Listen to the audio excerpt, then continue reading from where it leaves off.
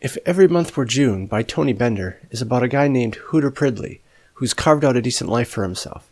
He's got a job that's well suited for him, a girlfriend who loves him, and he lives in Sterling, Colorado, which, though it doesn't have any mountains, is still a pretty okay place to live.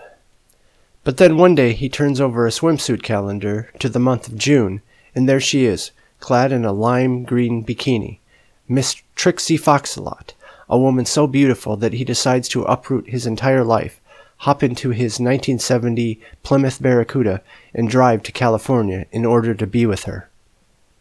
Along the way he has some pretty wild adventures with hitchhikers, prostitutes, and Mormons, but it's when he arrives at his destination that things really get crazy. After conning his way into becoming a therapist to the stars, Hooter actually tracks Trixie down and begins to date her. Now, as to whether things work out between them, and whether that's even the best thing for Hooter, you'll just have to read the novel to find out. And it's worth reading, because I'm telling you, it might be the funniest novel ever written. It's certainly the funniest novel I've ever read. And I'm not talking about funny humorous, where you smile a little and say to yourself, "That's very clever." No, I'm talking about laugh-out-loud funny, the kind that rarely comes in novel form. Now, because it's a story, a lot of the comedy is situational, so it's hard to take a quote out of its context in order to show you just how funny the novel really is. But I feel like it's important to give you a sense of the narrator, to show you just what you're in for if you make the smart decision to read this wild ride. So here's the quote.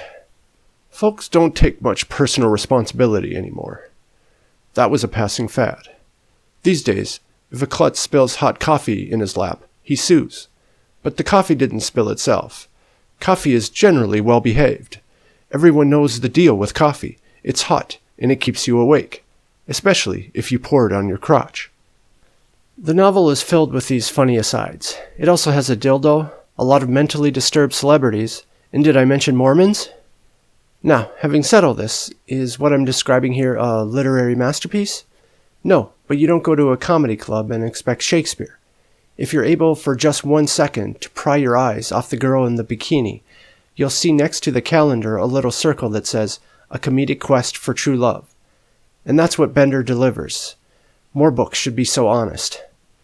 So, if you're looking for a fun read with plenty of absurd situations that will make you laugh out loud, then Tony Bender's If Every Month Were June is the novel for you.